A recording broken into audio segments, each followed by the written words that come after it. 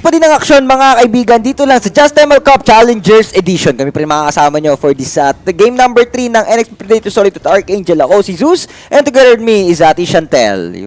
Yun guys, eto na tayo. Game number 3, pinaka-inaabangan na nating lahat ngayon. Ano na? But anyways guys, eto tayo ngayon masasabi ko lang, ang tagal na yata ng lahat ng laro ngayon. Sobrang tagal na talaga. Evolving na talaga yung laro ngayon. Kumbaga, hindi mo na talaga masasabi kung sinong, kung sino talagang aangat. Kasi, kapag early game, tapos, sinasabi snowball, para ngayon, possible na mabaliktad talaga yung sitwasyon Mabaliktad rin yung laro. Pero anyways guys, ito na tayo. Esmeralda and Claude ang binana ating dalawang teams at Uranus naman din for the side of NXP. Yun, tama ka dyan Ate Shanti. And for this, nako po, okay na din, tinanggal na dito ang Selena din ni Chester dito, isa din sa nagpahirap for Archangel. The reason why na din naman kung bakit napakasakit ng Archangel kanina, yung damage output at saka dumepensa ng base, napakadali para sa nila kahit na nabasag lahat ng torre nila. Not a problem. Pero for first pick dito, pwedeng PNK for NXP Predator Solid or Thumbs or Jawhead or kukuha sila ng offlane muna. Ayun. Kaja, possible Kaja. Pero for Archangel naman, open ceiling kung gusto niya nga kuhanin dito. Pero parang kinuha na agad si Kaja para kumbaga wag ka mag-link kasi may Kaja na ihila sa if ever. For Archangel, possible siguro kumanas agad sila ng offlane dito kasi sa NXP Predator Solid sila talaga yung may offlaners na kumbaga solid pagdating sa gameplay nila. Tama ka dyan. And heto na, tingnan natin. PNK, kinuha na ng Team Archangel dito. So, hindi na nila patatagalin pa since iniwan nyo namang open. Then, so, magpahirapan tayo dito. And this time for NXP Predator Solid, 2 and 3 picks. Medyo complicated din to. Pwedeng kumuha sila ng carry, if ever. If they really wanted pwede to. carry. Or kaya anything na pa, yun, sila ang magliling naman dito for NXP Predator Solid at samahan mo pa ng isang Grak. So, possible dito na kinuha yung Grak para madiretso agad nila si PNK. Kumbaga lalagpasan lang yung aso, tas diretso dun sa diretso kay may gamit ng PNK. Pero anyways guys, for Archangel pa silang kumuha dito ng burst damager na agad para or gusto lang kuha nila dito si Kufra. Possible para may heart tank din sila against NXP Predator Solid. Tama ka dyan. And eto naman, tingnan natin mga kaibigan. Jawhead siguro to counter out Aling as well. Pwede naman for Team Archangel. But high loss dito ang kukunin ng Archangel. So, okay din. May paglaban ng pakunatan dito talaga din ng Archangel. Third ban tayo for Archangel ban. I don't think na magmamarks man pa yung Solid So, hindi na. Ayun, support. Valir, pwede si Valir para hindi mahirapan dito yung high loss nila, kaya nila kinuha si high loss. For NXP Predator Solid, pwede silang bagban. Yan, maganda. Carry. Kasi carry cloth yung match-up natin kanina. So, first naman dito yung Archangel na gumamit siguro ng Granger or kaya Bruno against NXP Predator Solid. Kaso, pa nag-Bruno Granger, ang hirap na agad ng buhay niya kasi meron namang link si NXP. Tama ka dyan. And for this stage, ladies and gents, I'll still go for Jawhead pa rin dito para sa Archangel to counter out this link. Pero kung ayaw din naman nila, okay lang din naman kasi meron naman ng Samus for an offlane. Ayun, sinamahan ng Xborg. And PNK as a support yata to feeling ko. And then the Xborg naman dito for another offlane. So, hyper carry nilang kulang ng Archangel pala dito. If I'm not mistaken, baka Bruno pa ang kunin nila ng possible, Archangel. Mas maganda Bruno. Kasi sobrang hirap nito for Archangel, Ling Natalia. Pag na-push dito ng NXP Predator Solid, yung rotation, ang hirap talaga. So, grabe yung Up Aurora, possible. Parang napanood ko na to Pero feeling ko Natalia to. Oo nga, parang napanood ko na rin nga to. Grabe yung vision, meron kang Grak, meron kang Link, tapos meron kang Natalia. So, goods yung lineup na NXP Predator Solid. For Archangel naman, more on pan-team fight oriented yung lineup nila dito. Kasi PNK, pangalan ito, Xborg, Thumbs. So, kumbaga, matagal sila pagdating sa team fight. Although, damage per second dito for NXP Predator Solid, lintik din. Pero Bruno guys, ang kukuha dito ng Archangel. So, ang pinakakailangan dito gawin ng Archangel is to protect this Bruno at all Oo. costs. Kasi, Wala na, oo. Yun, sa napansin ko din dito parang yung marksman pick dito for the Archangel hindi na talaga a good option. The reason why there's a Ling, there's a Natalia. Easy backlane lang to kagad for these two heroes para patayin kagad si Bruno. So napakadali lang nitong mission na to for NXP Predator Solid. Plus, kung mahirapan man pumasok dito ang Ling or Natalia, there's a backup support from Angela. So, kung Bruno dito medyo sugal to mga kaibigan if ever siya ang unang mapatay dito. So, ang pinakasugal dito ngayon, yung mga teammates ni Bruno kung paano siya poprotektahan. That's the question. Oo. Kung titignan niyo yung lineup dito ng Archangel, hindi sa pero magiging mahirap talaga yung buhay dito ng isang Ling, lalong-lalo na meron pang Grok dito na tama. Magiging mahirap yung buhay ng Bruno. But anyways guys, pakilala muna natin yan. Ito tayo sa ating game number 3, Archangel for the red side. Kaya ang gagamit ng PNK, Sakuragi naman para sa isang Tams, Ison with the Tylers, Ninja Killa for this X-Borg, and Saksa para sa isang Bruno. Sa kabilang banda naman, mga kaibigan, NXP Predator Solid. Pero teka lang mga kaibigan, 1 minute, pwede bang pakiulit to? Si Kiki wala nang buhay. First blood has been taken dito by NXP Predator Solid. Nako po, magandang simula. Ito pa, hindi pa rin papatalo, ladies and gents. Oops, blue buff, pinag-aagawan. Nako po, sino bang pipiliin mo? Mahal ako. Pero Saksa dito, patay. Ayun. Nako po, another one. Third time around. Ito na, Ison pangatlo sa bangkay. Yun, dali din. Pasok in si Sakuragi, pang-apat ka na. Hoy, nako po. Sige, laban, nalilito, nahihilo. Saan ka pupunta? Pero tinalian na with the puppet string coming from Angela. Sakuragi, patay. Apat. Ando pa doon si Isa lahat. 4-0 guys, kumbaga lahat na nag-attempt para counterin yung Ling, nakuha agad dito ng NXP Predators ulit dahil dyan napakalaki agad ng kalabangan. Siguro for Archangel, medyo naging crucial na rin yung ginawang pagpasok ni Sakuragi kasi at the time na pumasok siya, wala na yung mga kakampi niya or rather napatay na ng NXP Predators Solid. So para siyang namatay sa isang bagay na hindi masyado naging effective para sa kanila. But anyways, nako po, sa bottom lane natin, Ninja Killa dito, wala na rin Firaga armor. So, grabe yung dito. Grabe yung damage at saka ganking prowess na pinapakita ng NXP Predator Solid kasi ito na naman, another one mga kaibigan with a killing spree para kay H dito sa kanyang Ling. Tama ka dyan, Ate Shanti. 5-0 kaagad ang score dito. Naku po, lahat ng players ng Archangel meron ng tigi-isang death. So, tingnan natin, maulit pa ulit yung ganung pangyayari pero napakalaking error ang nagawa doon for the Archangel. So, kailangan nila itong bumawi little by little, slowly but surely, basta wag nang maulit-ulit yung pagkaamali kanina. Pero ito, naku po, baka snowball effect na yata pero hindi pa naman.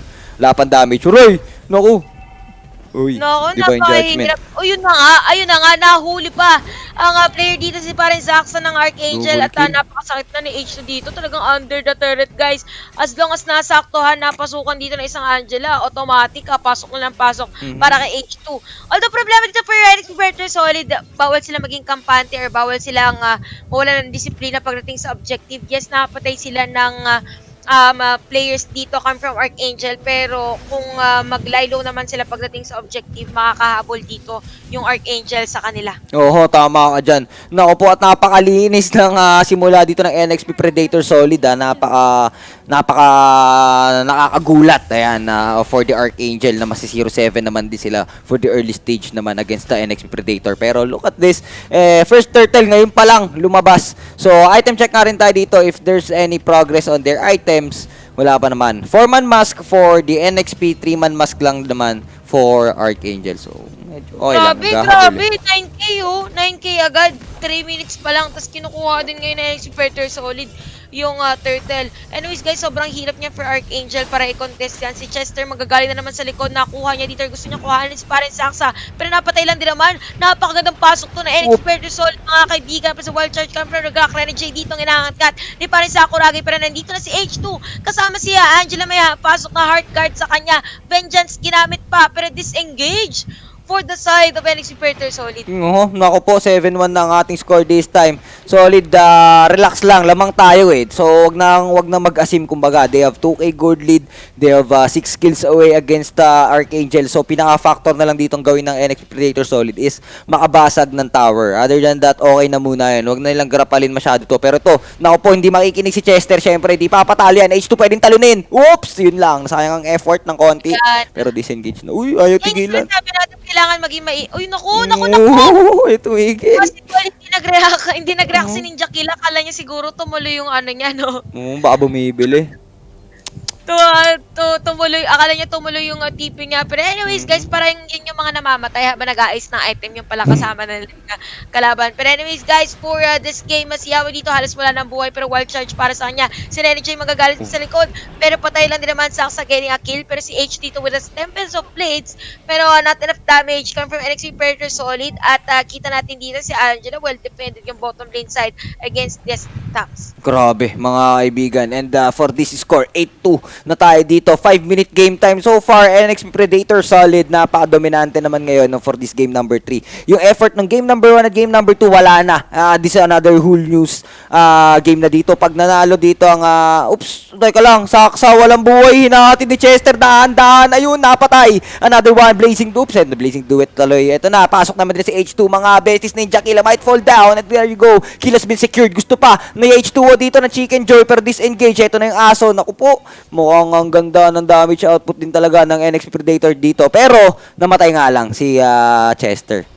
Oo, pero ito ang kinagandahan for Archangel. May kita natin minsan na pagka nakapasok na si Kajat, nakapasok na yung Natalia, parang may nahihirapan na makapatay agad yung yung Ling or kaya naiiwan siya pagdating sa team fight. So for NXP Predator Solid, since sila yung nasa upper hand ngayon, kailangan hindi nila patagalin yung laban kasi may hirapan sila kapag tumaba dito yung Bruno. Kasi automatically yung crowd control dito ni Kupa ay magiging masakit for the Ling. Kumbaga pag nangat-ngat siya, automatic magiging as is siya dun sa lupa. So yun yung kailangan matayin. Pero so far for NXP Predator Solid, sila yung lamang. Oo nga, no? Napakaganda ng kalamangan nila dito.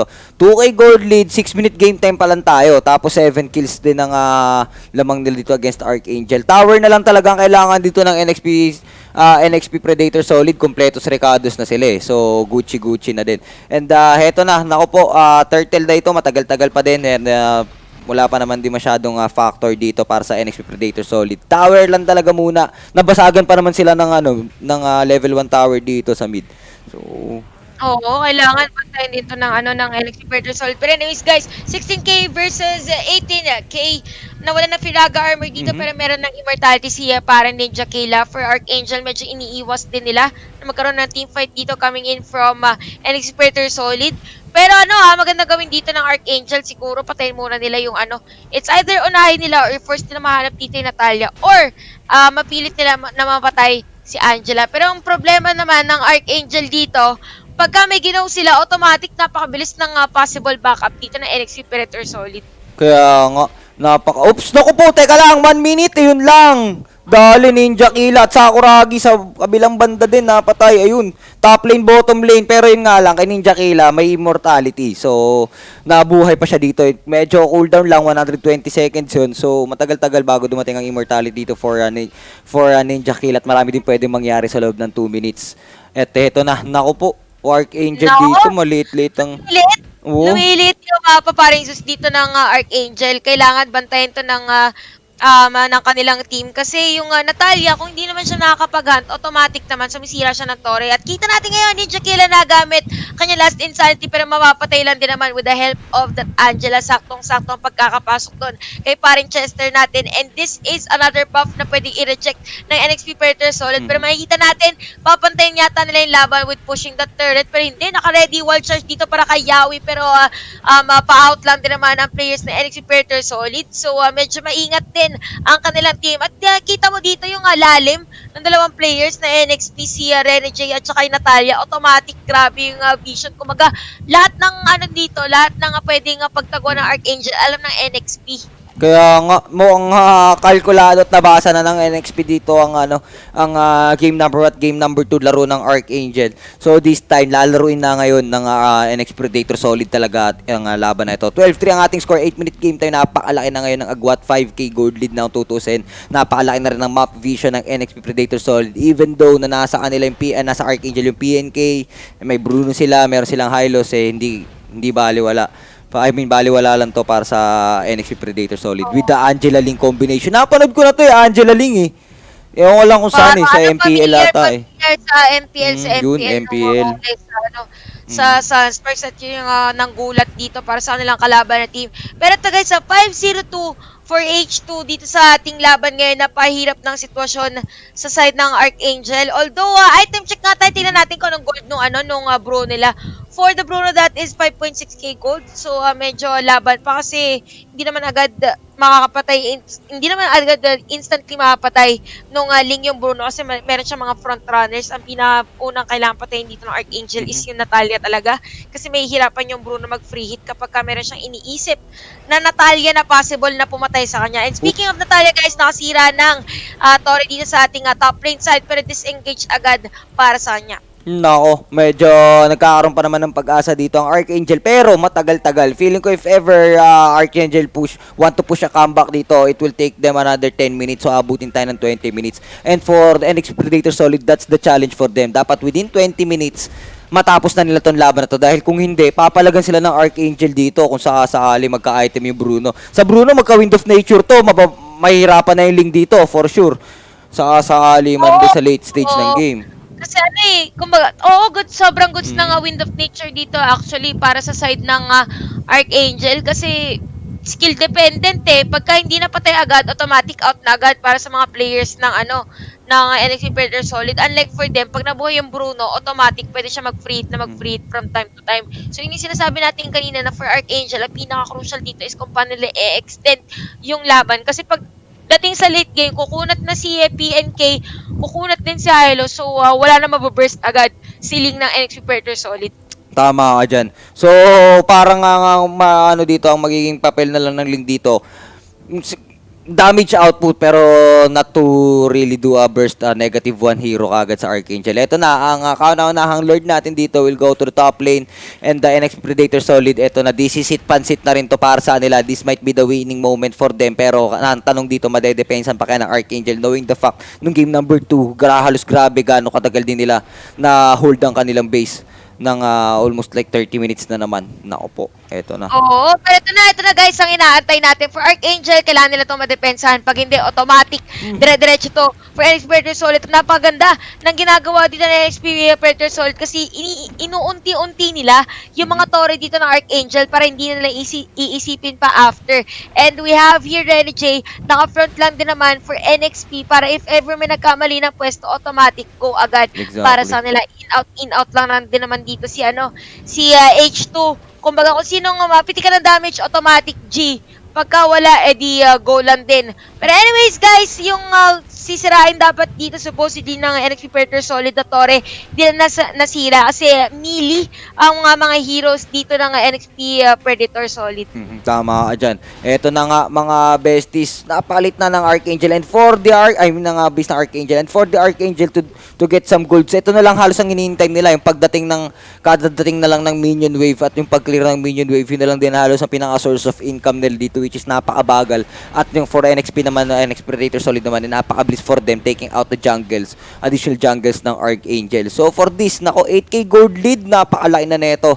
At they maabutin pa ito ng 10k gold lead if ever. Pero so far, Archangel is still holding their own base. Di pa rin kayang pasukin muna. Wala makalapit kasi talaga sa Torre. Pagka pinasok sila, baka mahirapan na sirain yung Torre. So, magiging crucial siguro dito, makahuli ng kahit isa, yung NXT Predator Solid para -1 na agad. Kasi pag lumapit dito sa Torre, mahirap Parang inopen yung sarili mo na pwede kang countering dito ng Archangel. Yun yung nagiging problema dito ng NXP. Kung paano sila sisira ng Torre or paano sila didikit doon sa inhibitor turret. Kasi napakalayo nung Bruno para i-dive in.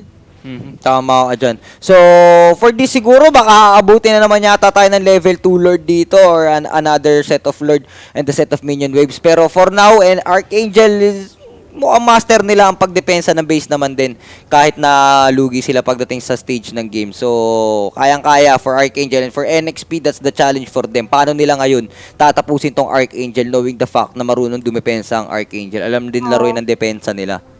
Pero ito si Chester dumiretso na ng Malefic Roar. So possible siguro for NXT gagawa sila ng divergence dito para malingap sa isang posisyon yung Archangel tapos pwede mag-split push yung Natalia. Yun yung possible na pwedeng gawin dito ng NXT Predator Solid para makasira ng Tori yung Natalia nila. But anyways guys, for the Bruno, that is 7.9k gold. So, patagal na patagal, gaya na sinabi natin, the more na tumatagal yung laban, the more na magiging non-factoral yung non-factor yung pagdating sa gold kasi at least 3 items lang yung pinakakailangan ng ibang heroes, automatic spike up na yung damage. But anyways, this is the level 2 Lord guys na pwedeng kuhanin nating dalawang teams. For Archangel though, medyo in it to win it. Pag nakuha nila, dire-diretso lang, meron silang Bruno. Pero pag nabawasan sila ng isa, sobrang space siya sobrang space for NXP Predator Solid na tapusin yung laro. Si Yawi, mga kaibigan dito, pumasok. Nag-wild charge na lang din. Sabay on point lang din ang backup dito, mga kaibigan. Look at this H2O. Naku, namumulis na kami from behind. Sa likod lang ako. Uunahin ko ang Bruno nyo. Pero naku po, wala na rin siya buhay. Kiki, baka madamay na lang din. But no. With the help of Angela. Hawak to at akin ang laron to. Ison naman din dito. Wala nang buhay. Trying to escape. Double kill para kay MB. Sakuragi against H2O. Disengage. Naku po. Dalawa pa ang buhay dito for the Archangel. Kayang-kaya pang depensahan. Nakita si Renny J. Aray, nasa bunutan niya, top. Ang sakit ni paring Renny J. Isa pa pala to. Sa medyo problema din ng NXP Predator Solid pagdating sa Lord. Wala talaga silang marksman. So, as much as possible na mas madami. Tsaka para magkaroon ng space yung Ling na mag-ready pagdating sa teamfight. Pero anyways guys, damage is real for this Ling ng NXP Predator Solid. Napahirap counterin kumbaga. Pagka nakapasok siya ng tama, automatic parang it's a GG for Archangel. Pero for Archangel naman, good thing here is hindi nakapag-lord yung kalaban nila na team. Oo, tama ka dyan. And, kumbaga, okay na kahit namatayan sila ng tatlong Archangel. Immune na kami mamatay. Okay lang, yung pinaka-importante dito, huwag nyo nang dagdagan yung pressure sa base namin, di ba? So, wag na natin ibigay itong Lord. Sacrifice na tayo ng kahit tatlong players natin dito. Importante, makakuha lang din tayo ng trade sa kanila na kills. Pero yun nga lang dito, half-life na ang Lord ng NXP Predator Solid. So, mukhang hindi na mako-contest. Ayun, secured. Oo. Sobrang nakakuha dito ng walang pag-aalinlangan ng NXP Predator Solid. Tapos yung Natalia pa nandun sa top lane, automatic lang nag-open ang space dito para possible na habang hindi pinapauwi ng NXP Predator Solid dito ang Archangel, sumisira sila ng Tori doon. At kita naman natin, patay din si paring Sakuragi, mukhang isasama pa si paring Keke dito ni Ling. With wild charge come from Yawi and a godlike para kay H2. Grabe naman din mga kaibigan. Dalawang hero ang napitas dito ng NXP Predator Solid. Tulad na sinabi natin, magaling dumepensa ang Archangel. Kaso paano na ngayon? Tatlo lang ang natitira dito for the side of Archangel. So how they going to defend this one out? 20 seconds, kaya pa naman siguro, patagalin lang din. Si Ison si Ninja Killa na lang din dito with the last insanity, yung pinaka-crucial. Paano niya ibibitaw? Other than that, madedepensahan na naman to ng Archangel. No, tatagal na naman yung laban. Grabe yung sobrang solid nung natin Series 1. 17 minutes guys, kanina 30 minutes, tapos 30 minutes, tapos 20 minutes. But anyways guys, eto na ang Lord, nakasira ng inhibitor talaga ng NXP Predator Solid. Pero kita natin dito, si paring Ison lang din naman with that high loss, lalaban pa. Si Renegade napatay dito, H2 with the Tempest of Blades. Tapos nangyayari yun, sinisira ng mga players na NXP Predator Solid ang lahat ng tore ng Archangel. Yahweh, tumatakbo para sa kanya buhay and a disengage for NXP Predator Solid. That's the question dito for the Archangel. Ano ang uunahin mo? Patayin yung hero ng NXP Predator Solid o depensahan yung base? And for that, napaka-evident. Nakita natin yung Archangel nang gigil sa players ng NXP Predator Solid. Pumatay sila, umengage sila sa top lane. Ang kapalit nito, yung bottom tier 3 tower at saka yung middle lane tier 3 tower nila. Eto na, engagement H2. Saktong-sakto. Ang dating ni Angela dito. Naupo. Pero disengage lang. Tamang panakas lang yun. Relax lang. Nasa atin ang kalamangan. Less mistake na tayo. Nice wild charge dito para kay Yawi. Doing some buy time. Pero Wala lang. Tama pa, eto ko lang. Oo. Walang follow-up damage. Kaya yung sinabi natin guys, more on skill dependent talaga dito yung NXP Predator Solid.